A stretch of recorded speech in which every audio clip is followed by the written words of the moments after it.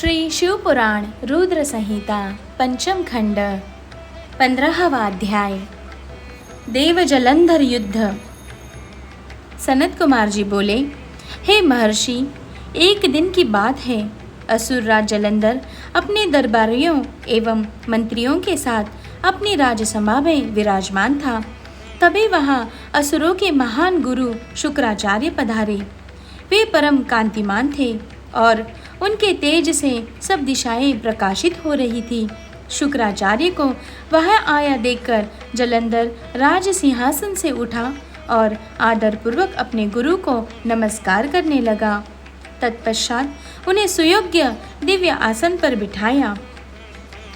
फिर उसने भी अपना आसन ग्रहण किया। अपने गुरु की यथा योग्य सेवा करने के उपरांत जलंधर ने शुक्राचार्य से प्रश्न किया कि गुरुजी, राहु का सिर किसने काटा था? इसके बारे में आप मुझे सविस्तार बताइए। शुक्राचार्य ने अपने शिष्य सागर पुत्र जलंधर के प्रश्न का उत्तर देना आरंभ किया। वे बोले, एक बार देवताओं और असुरों ने मिलकर सागर के गर्भ में छुपे अनमोल रत्नों को निकालने के लिए सागर मंथन करने के विषय में सोचा। इस प्रकार दोनों असुरों व देवताओं में यह तय हुआ कि जो कुछ भी समुद्र मंथन से प्राप्त होगा उसे देवताओं और असुरों में आधा आधा बांट लिया जाएगा। तब दोनों ओर से देवता और असुर प्रसन्नतापूर्वक इस कार्य को पूरा करने में लग गए। समुद्र मंथन में बहुत से बहुमूल्य रत्न आदि प्राप्त हुए, जिसे देवताओं और असुरों ने आपस में बांट लिया। परंतु जब समुद्र मंथन द्वारा अमृत का कलश निकला तो राहु ने देवता का रूप धरकर अमृत पी लिया। यह जानते ही कि राहु ने अमृत पी लिया है, देवताओं के पक्षधर भगवान विष्णु ने राहु का सिर अपने सुदर्शन चक्र से काट दिया। यह सब उन्होंने देवराज इंद्र के बहकाव में आकर किया था। यह सुनते ही जलंधर के नेत्र क्रोध से लाल हो गए। उसने घस्मर नामक राक्षस का स्मरण किया, जो पल भर में ही वहां उपस्थित हो गया। जलंधर ने पूरा वृत्तांत घस्मर को बताते हुए इंद्र को बंदी बनाकर लाने का आदेश दे दिया। घस्मर जलंधर का वीर और पराक्रमी दूत था। वह आज्ञा पाते ही इंद्रदेव को लाने के लिए वहां से चला गया। देवराज इंद्र की सभा में पहुंचकर जलंधर के दूत ने अपने स्वामी का संदेश इंद्र को सुना दिया। वह बोला कि तुमने मेरे स्वामी जलंधर के पिता समुद्र देव का मंथन करके उनके सभी रत्नों को ले लिया है। तुम वह सभी रत्न लेकर और अपने अधीनस्थों के साथ मेरे स्वामी की शरण में चलो। घस्मर के वचन सुनकर देवराज इंद्र अत्यंत क्रोधित हो गए और बोले कि उस सागर ने मुझसे डरकर अपने अंदर सभी रत्नों को छिपा लिया था। उसने मेरे शत्रु असुरों की भी मदद की है और उनकी रक्षा की है। इसीलिए मैंने समुद्र के कोश पर अपना अधिकार किया है। मैं किसी से नहीं डरता हूँ। जाकर अपने स्वामी को बता दो कि हिम्मत है तो इंद्र के सामने आकर दिखाओ।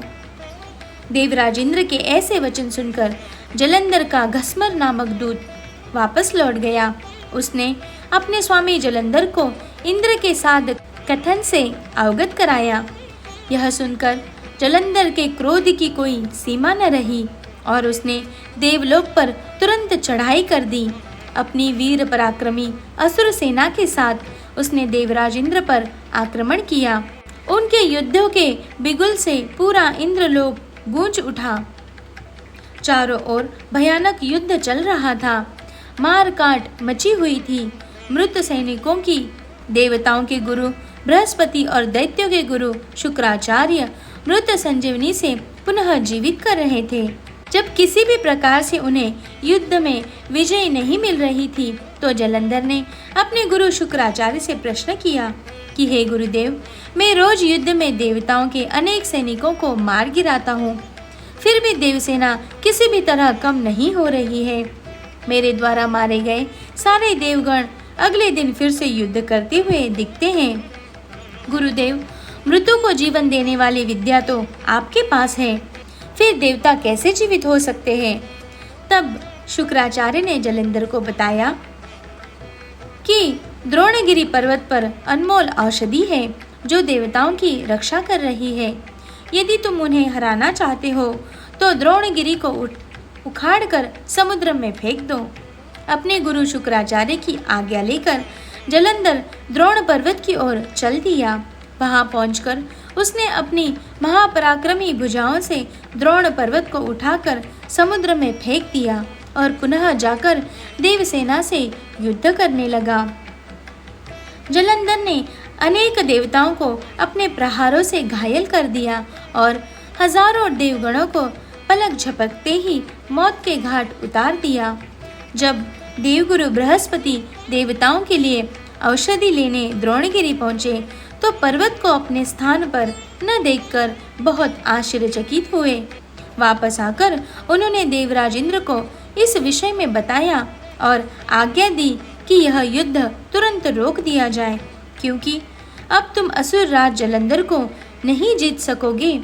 ऐसी परिस्थिति में प्राणों की रक्षा करना ही बुद्धिमत्ता है।